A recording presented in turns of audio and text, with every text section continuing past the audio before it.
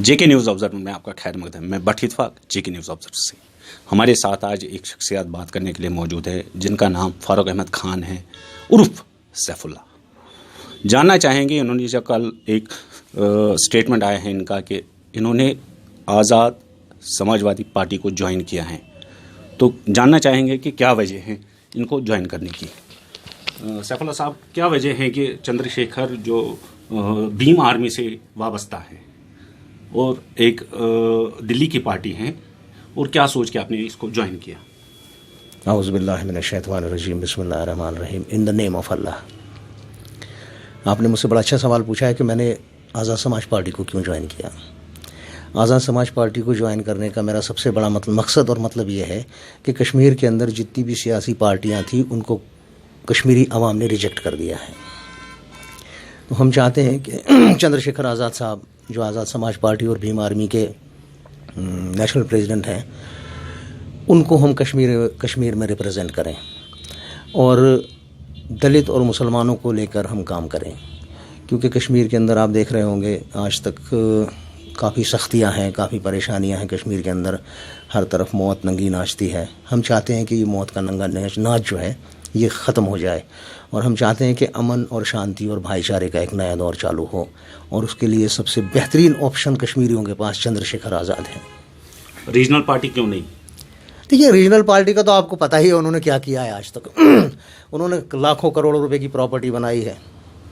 उन्होंने किसको किसके लायक छोड़ा है। आप जैसा देख सकते हैं कि अभी महबूबा जी ने हुकूमत बनाई थी बीजेपी के साथ मिलकर, वो भी कामयाब नहीं हुई। फिर फारूक अब्दुल्ला साहब ने भी बहुत कुछ किया लेकिन कामयाब नहीं हुए। तकरीबन कश्मीरी कौम ने इन सबको नकार दिया है। 2 साल पहले आपने मोदी मिशन को ज्वाइन किया। जी हाँ, 2 साल पहले। हाँ, तो क्या वजह रही कि आज आपने बीजेपी से बरतरफी का ऐलान जो किया है? देखिए, मैंने मोदी मिशन से क्या वजह रही है? देखिए, अभी मैं स्टेट प्रेसिडेंट था टीम मोदी सपोर्टर संघ का, जो भाजपा को समर्पित है। तो मैंने उसके अंदर कुछ लड़कों को, अपने यारों दोस्तों को इलेक्शन लड़ाया था पंच सरपंच को। तो हमने 53 सीटें जीती थी श्रीनगर, कश्मीर के बाकी इलाकों के अंदर, मुख्तलिफ इलाकों के अंदर।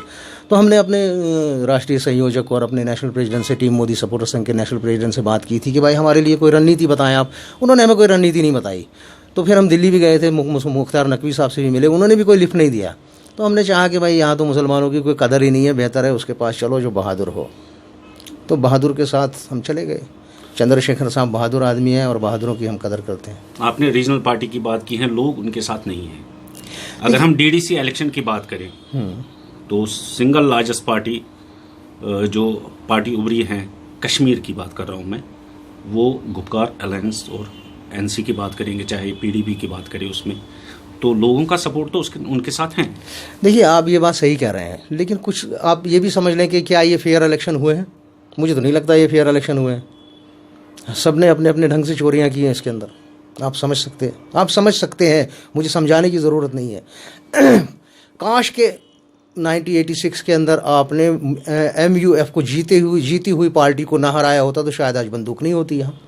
तो बंदूक की बात अब चली है तो मैं आपके पास्ट की बात करना चाहूँगा। यहाँ पे आपने बंदूक की जिक्र आप खुद लाई, हम नहीं लाना चाहते थे इस प्रोग्राम में। तो कैसा दौर था वो, और अब के दौर में क्या फ़र्क है? अब इंसानियत और अमन की बात हो रही है, अब प्यार और मोहब्बत की बात हो रही है। हर कश्मीरी के ज़ख्म के ऊपर मरहम लगाने की ज़रूरत है। हर उस बहन के आंसू पोंछने की ज़रूरत है जो 30 साल से अपने आंसू बहा रही है, और हम इस कौम के आंसुओं के ऊपर अपनी जवानी कुर्बान कर सकते हैं। हम चाहते हैं कि कश्मीर के अंदर अमन और शांति आए, और मेरा देश, मेरा वतन हिंदुस्तान है। अगर इसकी तरफ कोई आंख उठा के देखेगा, मैं उन आंखों को नोच लूँगा।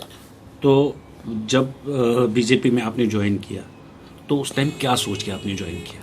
क्या बीजेपी फेल हो गई है कश्मीर के लोगों की भलाई के लिए? देखिए, बीजेपी फ़िलहाल तो फेल है, समझ लीजिए। यहाँ काबिल कबूल नहीं है बीजेपी।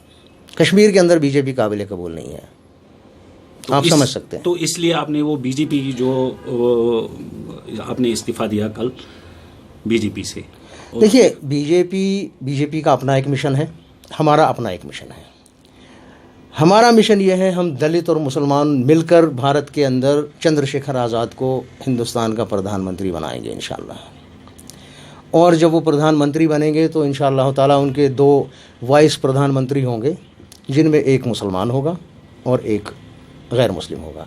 अगर कश्मीर के अंदर इंशाअल्लाह ताला हमारी हुकूमत आती है तो हमारे यहाँ सीएम मुसलमान होगा और आज़ाद समाज पार्टी से होगा, और उसके 2 वाइस डिप्टी सीएम होंगे, उनमें से एक दलित होगा और एक मतलब समझ सकते हैं आप गैर मुस्लिम होगा। आने वाले असेंबली इलेक्शन जो अभी नज़दीक आने वाले हैं, जी, किस तरह से आप पार्टिसिपेट करोगे उन असेंबली सीट्स के लिए? क्या आप पूरे कश्मीर की बात करें, पूरे जम्मू कश्मीर की बात करें, क्या जम्मू में खाली सीट इलेक्शन के लिए आप खड़े हो जाएंगे या कश्मीर में, किस तरह से आप इसको? देखिए, हम पूरे हिंदुस्तान के अंदर इलेक्शन लड़ें। सॉरी, मैंने हिंदुस्तान कहा है, sorry, I am really very sorry.